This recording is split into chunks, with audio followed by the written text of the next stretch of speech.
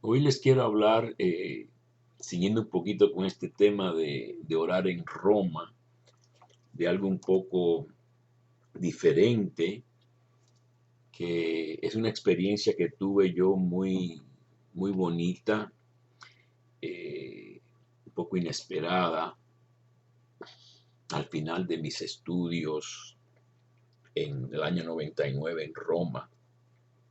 Había terminado el doctorado en teología bíblica en el Angélico, en la Universidad de los Dominicos. Y como soy un gran amante del pueblo judío, de su historia, de todo lo que ha pasado y cómo ha sobrevivido con sus tradiciones, me propuse ir a la sinagoga de Roma, la gran sinagoga de Roma, sabiendo que era difícil entrar porque en grupo organizado se puede entrar, pero no siendo judío, entrar en un sábado es difícil, yo sabía que era difícil. Se me encaminé preparado para lo que iba a ser la dificultad de ser admitido, caminando hacia el río Tíber, que creo que si están viendo esto en YouTube, ven una foto muy bonita del río Tíber con su puente y uno de los puentes y eh, no es la sinagoga, así que les cambio la foto mejor para la sinagoga. Así que ahí tienen el río Tíber con la cúpula de la sinagoga. Y entonces llegué al lado de la sinagoga y había un señor bien vestido y le dije, ¿dónde se entra a la sinagoga? Y me dijo, no, está cerrada, es sábado. Y yo le dije, pero yo voy al servicio religioso. Dice, entonces está de la vuelta y entre por la entrada principal, que yo siempre me confundo un poquito con las orientaciones.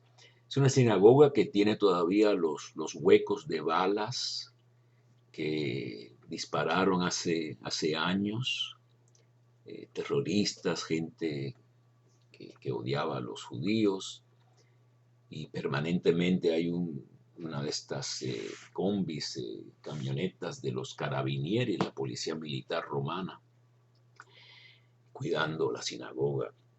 Cuando me acerco a la reja abierta, hay dos guardias con un aspecto muy de israelita, israelí de seguridad, bien, son gente que se reconoce como muy exigente.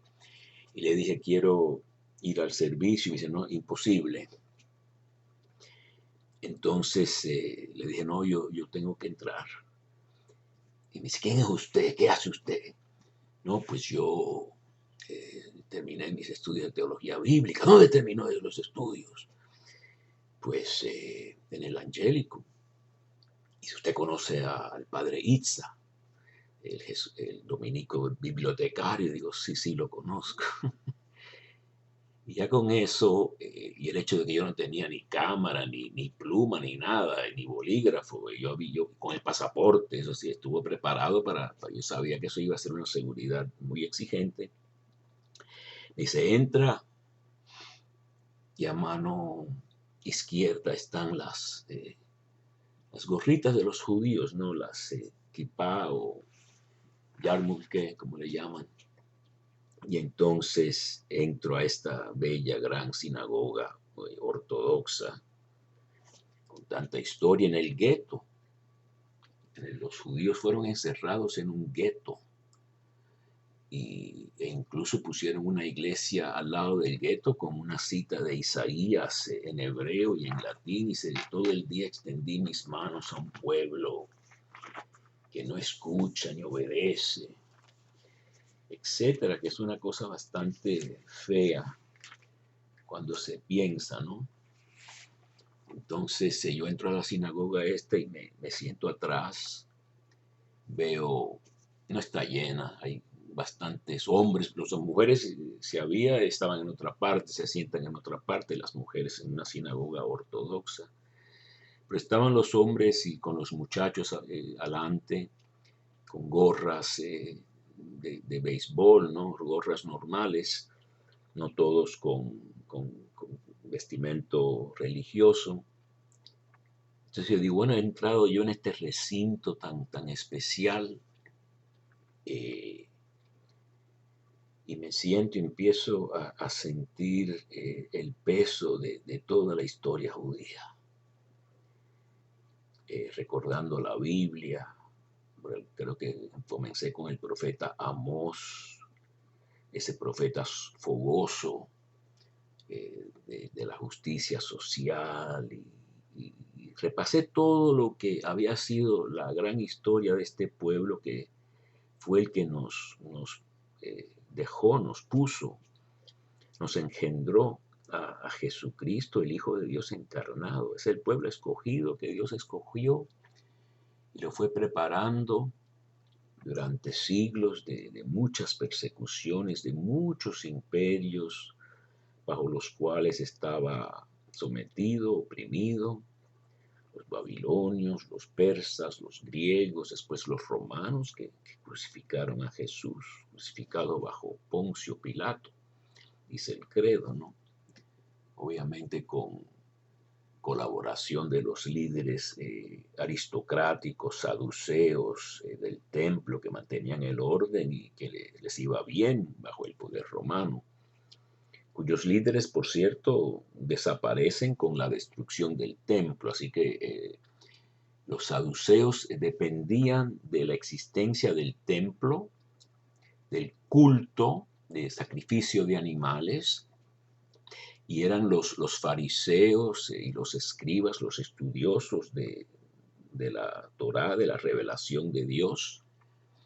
Y cuando se destruye el templo, pierden todo su poder y desaparecen, se puede decir, los saduceos. Y entonces surge el judaísmo rabínico de los rabinos, que se dedica no al sacrificio ya, sino al estudio de la Torá. Los sacrificios comenzarán de nuevo, según la tradición judía, cuando regrese el Mesías, esta vez a levantar el templo de nuevo, porque ya fue destruido el de Salomón por los babilonios, después fue destruido el segundo templo por los romanos, en el año 70 después de Cristo, y después el próximo templo será el templo escatológico, según los judíos, que lo construirá el Mesías, si es que conservan esas tradiciones del Mesías. No todos piensan en un personaje llamado Mesías, sino más bien en una era mesiánica de paz y de corderos yaciendo con los leopardos y con las espadas vueltas podaderas, etcétera, que es lo que precisamente es el reto del cristianismo, ¿no? Si ha llegado el Mesías, ¿por qué no han sucedido estas profecías de Isaías de que el león comerá paja como un buey, ¿verdad? Ya no se adiestrarán para la guerra, ya no habrá más guerra, todos vivirán muchos años, no se odiarán, etcétera. Bueno, entonces yo en la sinagoga me sobrevino este sentimiento tan enorme de lo que era una historia de un pueblo que yo conocía por estudiar la Biblia, y comencé a llorar y a llorar y a llorar en torrentes. Y esto duró más de una hora, casi 2 horas, el servicio era largo. Y de vez en cuando alguien se volteaba para atrás y veía a esta persona sentada atrás ahí llorando y llorando. Y nadie se alarmó ni nada de eso, ¿verdad? Era algo obvio, que era conmoción, y probablemente religiosa, se tendría que suponer, ¿no? Entonces, así fue, recordando todo lo que había pasado a este pueblo, lo cual me lleva a unas ciertas, vamos a decir, lecciones o conclusiones. Este pueblo tiene una historia de gran infidelidad hacia la alianza con Yahvé. Fueron detrás de otros dioses. Era un pueblo muy inclusivo en el sentido de que se mezclaban con otras religiones. Salomón, el gran ejemplo, ¿no? No sé si saben la historia de Salomón, pero dice que amaba muchas mujeres, ¿no? En el primer libro de Reyes, capítulo 11, tenía 1000 mujeres, 700 esposas y 300 concubinas. Y dice el capítulo 11 del primer libro de Reyes que estas mujeres desviaron su corazón a otros dioses. Y aunque el Señor se le había aparecido 2 veces, en Gabaón y otros lugares, ya no fue el corazón de Salomón como había sido en su juventud, cuando pidió sabiduría y todo eso, y se le concedió.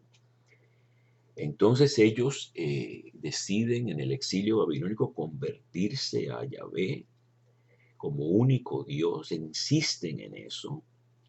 Ahí no tienen templo en Babilonia, así que tienen que adaptarse, un poco como estamos haciendo nosotros con el coronavirus, ¿no? A estudiar la Torá. Desarrollan una gran disciplina que le ha ido muy bien con la disciplina, han tenido mucho éxito. Yo diría que en la historia de los judíos ha habido mucha envidia de parte de los cristianos, porque los judíos progresaban, prosperaban, sabían leer y escribir. Dicen que en España que estaba la idea de la pureza de sangre, no se podía tener sangre judía. Santa Teresa la tenía, su padre o su abuelo había sido judío y se había convertido de verdad al catolicismo. Pero uno podía probar que no era judío alegando, diciendo, yo no sé ni leer ni escribir, ¿cómo puedo ser judío? Y esa envidia culminó, yo diría, esa sospecha del judío, un pueblo aparte, etcétera, ya lo dice el libro de los Números, ¿no? Culmina con el holocausto nazi que se acaba de conmemorar en Israel hace unos días. Entonces yo creo que como pueblo que sobrevive cualquier cosa, incluso el holocausto nazi, que se adapten religiosamente bien o mal, eso puede ser otro tema, pero la dureza de espíritu, como diría San Ignacio, la resiedumbre de espíritu que tienen, es un ejemplo para todos. Y yo creo que lo que San Pablo nos enseña es esta dialéctica. Dice San Pablo que nosotros tenemos que hacer a los judíos celosos. Cuando vean que somos conocedores del Dios de Israel a través de su Mesías Jesucristo que ellos han rechazado. Pero nosotros tenemos el reto de actuar de tal modo que los judíos estén convencidos de que somos un pueblo mesiánico de Dios. Dicen que hay un rabino hace años, yo lo leí, que estudió todo lo de Jesús y dice, yo estoy convencido que resucitó de entre los muertos. Entonces dice, entonces usted cree que es el Mesías. No, no es el Mesías. ¿Y por qué no es el Mesías? Porque nada ha cambiado, dijo. Yo creo que exagera un poco con eso, porque está San Francisco, Santa Catalina, cuya fiesta fue ayer, tantos otros santos, ¿no? Que han dado un gran ejemplo, ¿no? Pero sí tenemos que siempre tener esta humildad, yo diría kenótica, de vaciarnos a nosotros mismos como y aceptar al hermano diferente de nosotros, reconociendo su valor y su historia y sus cualidades y cómo nos puede enseñar también a nosotros. Con eso voy a terminar. Gracias.